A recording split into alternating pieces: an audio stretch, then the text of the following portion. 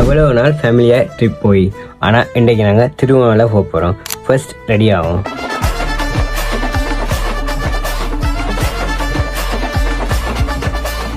Ready ஆகியாச்சு. Outfit எப்படி இருக்குன்னு comment பண்ணுங்கள். நாங்கள் ஏர்லி மார்னிங் 2 மணிக்கு வீட்டிலேருந்து வெளிக்கிட்டோம். மினி பஸ் பிடிச்சி தான் போகணும். கொஞ்சம் பேர் இருந்தாலும் கம்ஃபர்டபுளாக போகணும் பண்ணுறக்காண்டி பஸ் பிடிச்சி போகணும். இடையில் முருகண்டி பிள்ளையார் கோயிலில் நின்றுட்டு பிள்ளையாரையும் கும்பிட்டு அங்கே இருக்க கடையில் போய் டீயும் குடிச்சிட்டு அங்கேருந்து வெளிக்கிட்டோம். பஸ்ஸில் ஜன்னல்கரை சீட்டில் இருந்து சூரியன் உடிக்கிறது, இயற்கை காட்சி வியூ அப்படியே பார்த்து கொண்டு போய் கொண்டிருந்தேன். திருவண்ணாமலை சுற்றி பார்க்கும்போது இடையில் ஒரு ரூம் எடுத்து எல்லோரும் ப்ரெஸ்அப் ஆகி ரெடி ஆகிட்டு அங்கேருந்து திருவண்ணாமலைக்கு வெளிக்கிட்டோம். திருவண்ணாமலைக்கு வந்தாச்சு. திருவண்ணாமலைக்கு முதலாக ஃபர்ஸ்ட் ஸ்டாப் இடம் திருவண்ணாமலை சிவன் கோயில். இதான் ராவணன்பட்டு. இந்த ராவணன்பட்டுக்கு எனக்கு ஸ்டோரி இருக்குது. ராவணன்பட்டுன வழியை தான் இந்த இடத்துக்கு ராவணன்பட்டுன்னு சொல்கிறாங்க. ராவணன்பட்டையும் பார்த்துட்டு நாங்கள் சிவனை கும்பிட கோயிலுக்குள்ளே போக வெளிக்கிட்டோம். திருவண்ணாமலைண்டா எல்லாருக்கும் தெரிஞ்சதும் திருவண்ணாமலையில் ஃபேமஸ் ஆனதும் இந்த திருவண்ணாமலை சிவன் கோயில் தான். எனக்கு இந்த கோயிலில் ரொம்ப பிடிச்சது இந்த பிரம்மாண்டமான சிவன் சிலை தான்.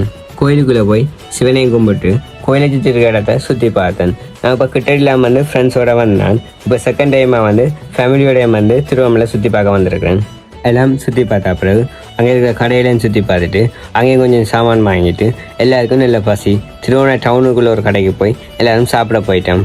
திருவண்ணாமலையில் அடுத்து சுற்றி பார்க்க இடம் தான் இந்த விஷ்ணு கோயில். இது தங்கமுலாம் பூசப்பட்டது. இங்கே வீடியோ எடுக்கிறபடியாக வீடியோ நான் எடுக்கலை. அடுத்து நாங்கள் போனது நிலாவலி கடற்கரை. நாங்கள் போன டைம் சரியான வெயில் என்றாலும் கடற்கரை வியூ நீல கலரில் செம வியூவாக இருந்துச்சு. கடற்கரையிலேருந்து கொஞ்சம் வியூ ரசிச்சுட்டு இப்போ இந்த கடலில் போய் கொஞ்சம் நேரம் குளித்தோம்.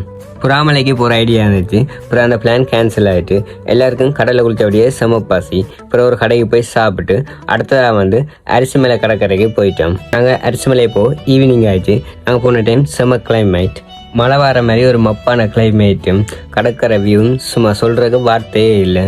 கடற்கரை லொக்கேஷன் சட்டப்படி இருக்குது. லைட்டிங் காணாதான் பரவாயில்ல, ஒரு வீடியோ எடுப்போமா?